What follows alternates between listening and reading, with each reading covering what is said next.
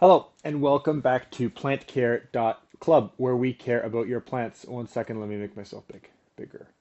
There we go. My name is Fred, back here today with Maddie. Hey everybody, I'm Maddie. We grew up on a greenhouse farm together. Our parents had a greenhouse farm since we were just little kids, so growing plants and learning about plants has been our whole life as we've grown up. Fred, as he's going to tell you, has kind of dove a little bit deeper into the plant industry than I have. I'm in marketing on a business more side of it. However, we took this as an opportunity to kind of teach you about the basics and some of the expert tips of plants from a grower's side so that it can relate to the consumer. And like you, I'm here to try and ask the questions that why does this matter to the consumer? Why does this matter to us? Because I am not a green thumb. My whole family would tell you guys that. So these are all things that I'm always asking in the greenhouse. So that my job here is to try to ask those questions that you might be thinking. Yeah, so my name's Fred, as I mentioned, about 6 years in the horticultural space. So at the greenhouse, we grow everything from poinsettias, spring annuals, garden mums, and then we have a nursery in Florida where we grow houseplants, palms, ferns, mandevilla, all those kind of things. So on the show, we try to do three things. We will talk about your plants, indoor, outdoor, whatever you got. Number two, we will do product reviews. So we talk about specific types of plants and different items, you might be looking for or looking at. Let's say you see a new type of monstera at your local garden center. Send us a message and we can do some research on it. And number three, we answer your questions. So if you have any questions, head over to plantcare.club and you can ask your question there. As you can tell, we're a little bit less structured this time because we've got something different for today. We don't want to do things the same way that we've had in the past. Usually we have a slide, and as you can see, there's a bit of a toucan and A little dog. there's a little dog. This is Oliver. So if you've listened before, yes, well, thank you so much for those great notes. So if you've listened before, I might have mentioned Oliver in the past. He's our dog, and he's at the greenhouse every day, and he is. Dun, dun, dun, dun, this is the dog that I talk about when I say he is the emblem of your dog's not going to die if he eats a plant. So he is a boxer and a lab. And when he was a puppy, he ate tons of plants. He chews on everything. He eats stuff all the time in the greenhouse. He just does it. And why? Because labs as puppies, they just eat things for some reason. And Everything. I think you may be able to tell he's fine. He He's is relatively okay. fine. He's just going to sit on my lap for the rest of the show. He's feeling a little bit unloved. He wants more attention today. So he's just going to lick me and just be around. Slight tangent too. We have a boxer at our greenhouse as well, so we have two dogs, and we like to call our dogs the HR managers because they keep everybody happy and calm and like in a good mood in the greenhouse, and he always does a good job of that. And right now he's doing a good job of that. So Absolutely. anyways, if you're listening, you gotta check it out because he's a pretty cute dog. You got to look it up. Maybe we'll do just a show for Oliver. So today I wanted to talk about an EC test because in the past, I know I've mentioned doing a test or we've talked about what can be wrong with your plant. Maybe it's not enough nutrients. So this is a bit more of a deep dive, and I want to walk you through how to do a test. I took a video last time I did one on some of our poinsettias, so I thought, okay, this is a great way of me just taking a simple video, and then we can walk through step by step. And I've got Maddie here too because I realized that I might not see all of the potential problems or like the complexities because I've done it so many times. So Maddie's here to say, hey, okay, stop. What is this? What is that? Yeah. And for reference, I haven't seen these videos yet, and I literally asked Fred yesterday what an EC test was. So we are starting off with the basics. And even if you feel like, oh my gosh, this is too complex for me, I will do my best to try to bring it back to like a basics beginner, why this might matter to you. So if you have any questions while you're listening, you can always submit them. However, I'm going to do my best to Yeah, bring and us back. okay, I want to start at the beginning there because you asked what an EC test was yesterday. So Exactly. an EC stands for electroconductivity. So an EC test is what a grower will do in order to see what the nutrient levels are in the soil of a pot. So a grower will take some of the soil, they're going to take it off, they're going to add some water to it, and then they throw in a little probe, and the probe is going to see how easily the water, how bulb arms and whatever else, and then it's going to give you an idea, a reading of, okay, here's kind of where you're at. So that's what is an EC test. When would you use it? So part of what we want to do in the show is take what we have in the greenhouse and tell you how to apply it to your own home. So if you have some issues with your plants, let's say there's like brown leaves or yellow leaves or something like that, and you start at the very top and you say, okay, like, is it getting enough soil? Or sorry, sunlight?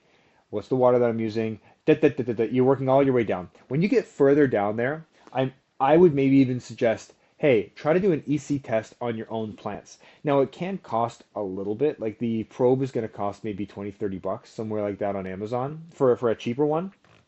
But the point is that it might be part of the reason and it might tell you why you have a problem. The EC levels will be higher if there's a lot more nutrients in the pot. They're lower if there's not as many nutrients in that pot. So if you are not fertilizing enough, then your EC levels will probably be a lot lower. If you're fertilizing way too much, the EC levels might be a lot higher. So that's when you would use it.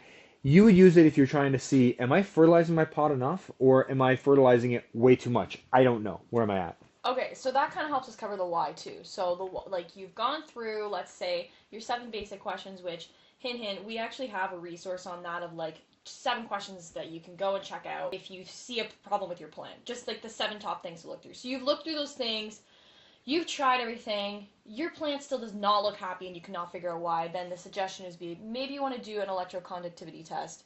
You buy this thing. So now we want to know how we're going to use it. Yeah, let's dive into how we're going to use it first. So I'm going to try to juggle myself, make myself like smaller or us, bigger and smaller as we're going. So here's smaller. Can I drag? Ooh, I can make myself go over here. That's even better actually. Okay, we'll throw ourselves to this. If you're listening, don't worry about it. I was just moving around the camera. So I've got the first video here. I'll pop it up and then I'm going to pause it as we're going through here. Okay, so what is this? Right off the bat, this is a 6-inch poinsettia that you see here.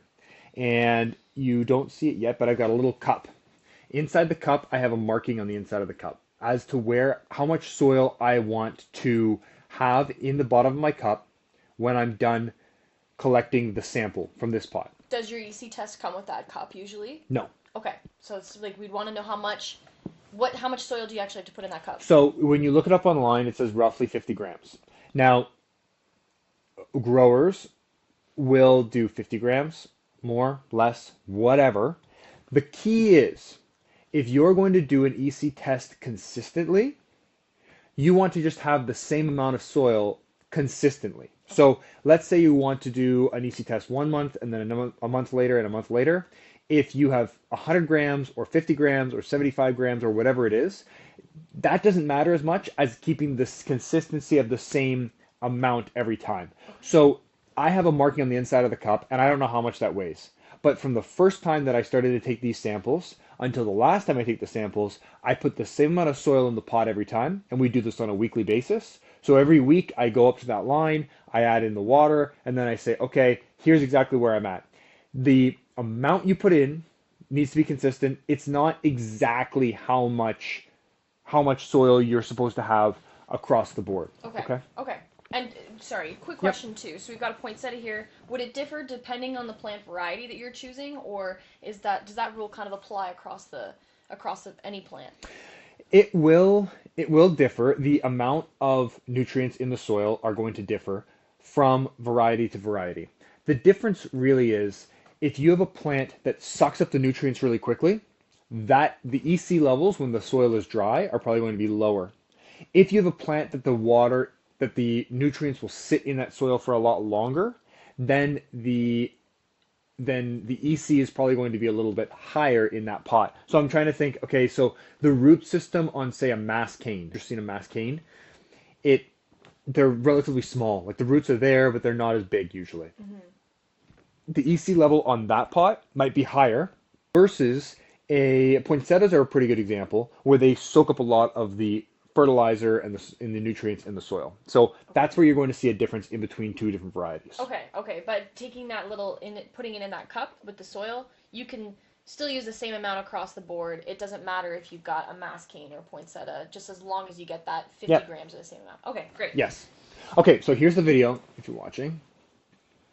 So if you were listening, I'm going to try to describe it to you. So far, I took the plant, I flipped the 6-inch pot over, I'm holding it in one hand, and then I squeeze the bottom of the pot, and eventually you can take that pot completely off. Yeah, the pot cover is coming off. Okay. Yeah. So now I have a ball of exposed soil, and you can see all of the roots in the bottom of it. Okay.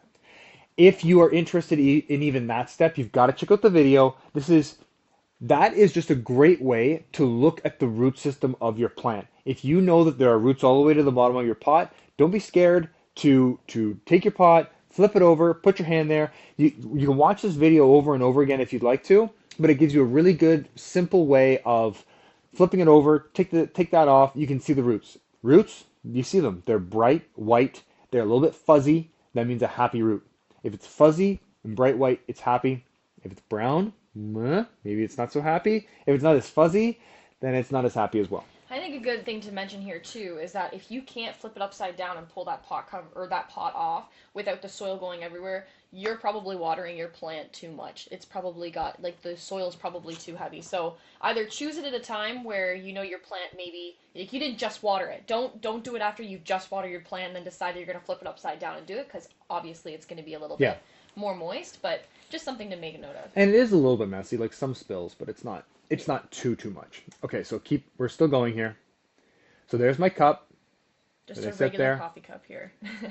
And now what you see is I have my thumb, and I go from the very base, so that would be the bottom of the soil mass, and I'm digging my way down, all the way down one strip from top to bottom of that pot. So I'm going to let the video finish. I'm going to pause it too. By top, he means your plant's flipped upside down. So, like the bottom of your plant, but that would be the top, right? It's upside down. Okay. If I might have that was very confusing, I think. I'm confused by that. Basically, so if you are looking at your pot, you want to take one strip. Mm-hmm. So it's from the top of the soil all the way to the bottom of the pot. You want to take roughly like a loonie or a toonie size from the top all the way to the bottom. Okay. If you are American, you might not know what a loonie or a toonie is. That could be like Pepsi. That could be like the cap of a Pepsi bottle. Yeah. That's roughly what that kind of a size is. So you want to take that all the way down, and at the end of this video, you see it, boom, right there. So you see how I dug down with my thumb, and I dig with my thumb so that I can catch the soil in my hand, and then I toss that soil into the actual coffee cup that I have. Yeah. So I've dug all the way down. Now another thing, you see how I disrupted the roots? Doesn't matter. This plant is old enough, this plant is strong enough. You move some of those roots around, the plant is going to get over it pretty quickly. It's not going to be upset. Okay. Would it matter if you're doing this on a relatively new plant? Like, so you said it's old enough and it's strong enough. So if I had planted it maybe just a few weeks ago, maybe not as much of a root system, there's really no point in doing an EC test on that kind of plant? Correct. Okay. Don't do it then, because if you have a plant that you just repotted, you put it in, the roots are not all the way to the bottom of the pot. So the reason that I want to do an EC test from the top of the soil to the bottom of the soil is because that's where the roots are. They go all the way through. If you only got the soil at the top of the pot, you're going to get the wrong EC level because that's not where all the roots are. Sorry, the grunting is the dog. That's the dog. So if you only get the soil mass from the top of the pot, from the surface, you're only going to see what the EC level is on that spot specifically. Okay. You've got to go all the way to the bottom where the roots are. You're trying to see, hey, what is the EC of this entire pot, top to bottom, anywhere where the roots are? What are we looking at? Okay. So this is the end of that video. Now for my sample, I end up using 2 different pots. So I'll usually use one 6-inch pot, and then I go to another one and I use another one. If you're doing this at home and you're just working on one single Monstera, you're fine to just use that pot, dig down, grab all the soil mass that you need, you're good to go. No problem. All right, one more question before we move on to the next video.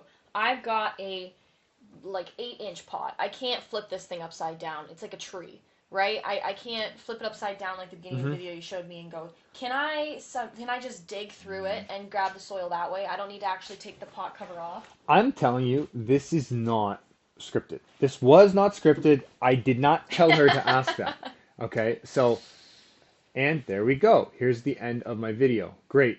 Next video, 8-inch pot. I have not seen Because these this is videos. exactly what you're thinking. You're thinking, what do you do on a bigger pot? Yeah. That's why I wanted to do this one too.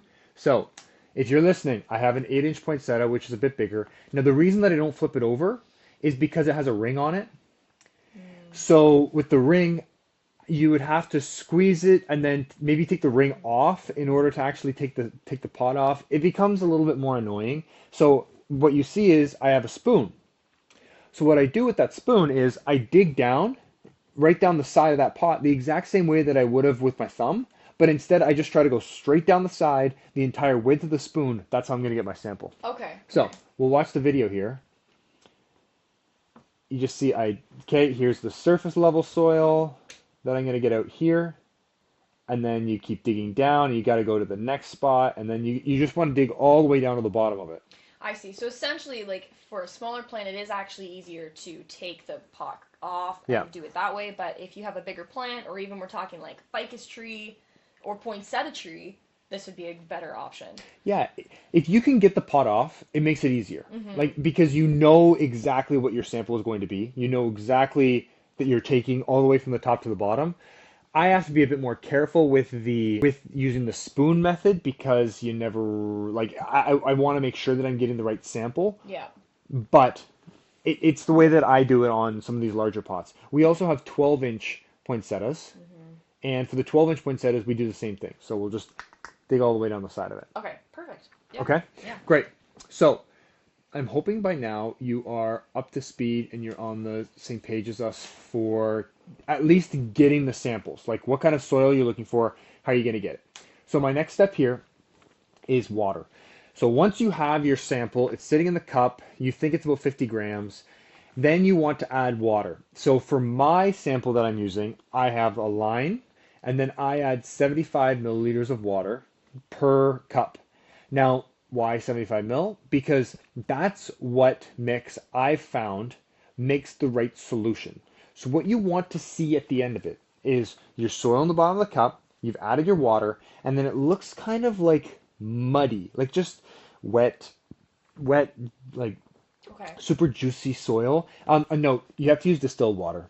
If you use tap water comes with some kind of nutrients. It'll have other stuff in it, which will throw off your sample. You've got to use distilled water. Okay. Yeah, that's key. So you have to use distilled water here. Okay. So here I am pouring it into a measuring cup to get the exact amount that I want. Would you say it's like a 1-to-2 ratio of like soil to water, or have you found anything like that? It would be soil, yeah, 2 soil, 1. Oh, 2 soil, 1 water. Okay. Yeah, roughly. So you just want it to be a little bit more muddy.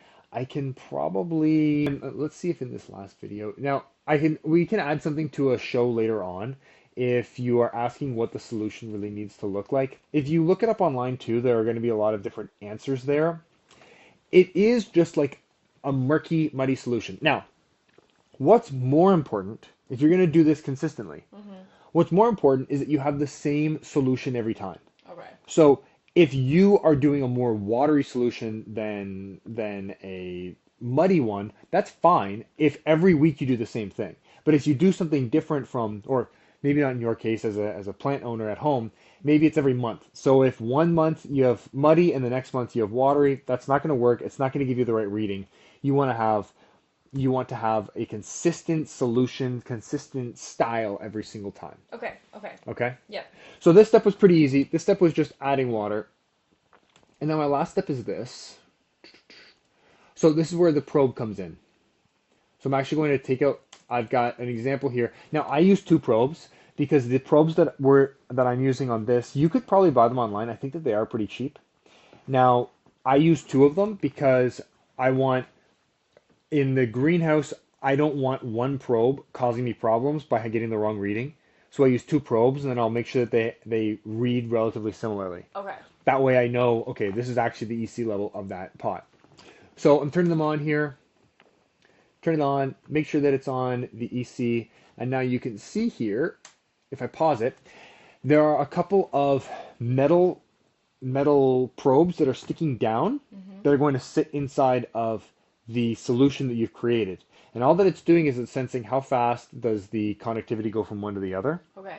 And that's really all that it's doing. If it moves really fast, high EC, moves really slow, low EC. Did you stir the solution before you put it in? Like, is it mixed really well and now you're dipping it? Yes, and thank you for bringing that up because you want to leave it. So if you just added your water, you mix it up really quick, and then you plunk this in, it's not as great or a great of a measure as if you leave it in there, let it sit for 15 minutes to an hour, Mm-hmm. somewhere in there, and then take your test. Okay, so the solution might actually be a little bit separated, a little bit watery. Like it'll look a Yeah. little bit different. Okay. The top is usually a little bit more watery than the bottom of it. You want to mix that up a bit and then plunk your test in. Okay. So here we go. I've got both of them. They're side by side, and I'm gonna put them in eventually. You're setting it up. Okay. Yeah, with these ones, they come with parts per million or EC are the two different ways. So what you can see here is that looks like it says zero point 0.6 on the blue one, Yeah. roughly. And then the other one is maybe like zero point 0.8, somewhere So around it there. doesn't matter how far you put these probes in. You just kind of rested them in the cup. Like it's not like you only put it up to a certain level or anything. Nope, you just plunk it in and Okay. then let it sit there. Okay. So with these two probes, um, zero point 0.6 4 poinsettias is relatively low, I would say. But the key is that every week we're doing this in our application in the commercial greenhouse side. We're doing this every week to get a really good reading and understanding of exactly what you've got in the soil. If I see a zero point 0.6, I can say, okay, I want the EC to be about 1.3 or a 1.6 or whatever I want to do. That tells me increase the fertilizer rate for the next time. So Okay. what's that mean for you though? Let's say you take a reading here and it says, okay, it's a zero point 0.6 or it says 1.5 or whatever. You try it again maybe a week or two later. That's totally fine. And you see exactly where that reading is. If you have a reading that is very far out of line, you know that you've done something differently with your fertilizer, with your maybe the water that you're using. Maybe you've used distilled water instead of tap water. That can change this kind of a reading. It gives you a little bit of a guide of, hey, here's what's actually in your soil and what your plant is soaking up. So the next steps, you can go to that next step a little bit more easily. Okay. So this gives a really good opportunity because I'm sure as like someone listening, wherever you are listening, you might be like, okay, great. That's what, let's say 0.64 points said it doesn't sound great to you. And I'm like, well, I'm actually testing this on my mandevilla at home. Maybe like this is a great opportunity that we'll create some kind of little resource with general guidelines of what your EC test numbers should look like. General guidelines though. Hmm. Also easily you can research that, but I'm gonna put something together, so we're gonna attach it to this video where it'll give you just kind of a general guideline for some of the most common plants. Now of course we can't cover every single plant because that would take Yeah. literally forever. However, yeah, or even drop us a question so we can kind of dive into that. But okay, Hmm. so that's great to know. Okay. So, and a lot of plants are going to fall into the same range, Okay. but what you can see is, let's say for example, if you have a petunia or a calibrachoa, or even some varieties of poinsettia, and you do an EC test and the EC is very high, and you say, I'm giving this plant a lot of fertilizer. It's got a lot of nutrients in the soil, but it's not growing very fast. What is my problem? With some of these plants, it could just be pH imbalance. So if you are doing these kind of tests and you have very high EC, let's say it's 2, 3, 4, like some of these higher numbers, and your plant is still yellow or it's not growing or something along those lines, then you know, okay, it's probably the pH that's off here. If your pH is too high for a calibrachoa, it can't absorb the nutrients out of the soil. Okay. So you've got to rein it back, put it into the right pH level, which is between usually 5 and 6, and then that calibrachoa can soak up all the nutrients in the soil there. So it's a really good way if you've, as we said at the beginning, if you've gone through all the other steps and you can't find any other solution to your problem, this is going to give you a really good deeper dive, more information on exactly what the problem could be. Okay.